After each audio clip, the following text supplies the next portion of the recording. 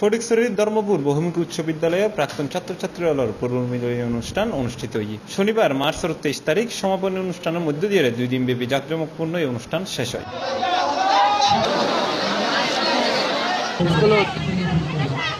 খুব বেশি ভালো লাগে ধর্মস্কুলতে পুনর্মিলনী হওয়ার তো আর চাই বারবার এরকম পুনর্মিলনী হোক আর বন্ধুরা আর নতুন ভাবে দেখা করি খুশি লাগে বহুত মজা করি অন্যরা পাশে প্রকাশ করি বহুত মজার বেগুন আছে আর আমি বহুত মজা করি খানা পিনে বেগুন চলে আলহামদুলিল্লাহ বন্ধু-বান্ধব বেগুন দেখি বেশি ভালো লাগে।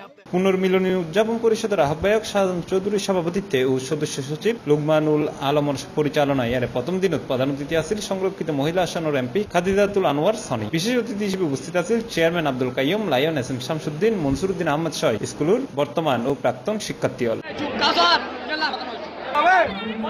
এই পুনর্মিলনীতে ওনাদের নবীন প্রবীণের যে মিলন মেলা, আজকে এই মিলন মেলায় আমি আসতে পেরে আমি নিজেকে গর্বিত মনে করছি এবং আমাকে যে আসার সুযোগ করে দিয়েছে এই কারণে আমি প্রাক্তন ছাত্রছাত্রী পরিষদ সহ স্কুল কমিটির এবং স্কুলের অধ্যক্ষ সহ সকলকে আমি আন্তরিকভাবে ধন্যবাদ জানাচ্ছি এবং কৃতজ্ঞতা প্রকাশ করছি এবং স্কুলের পাশে অবশ্যই ছিলাম, ভবিষ্যতেও থাকবো।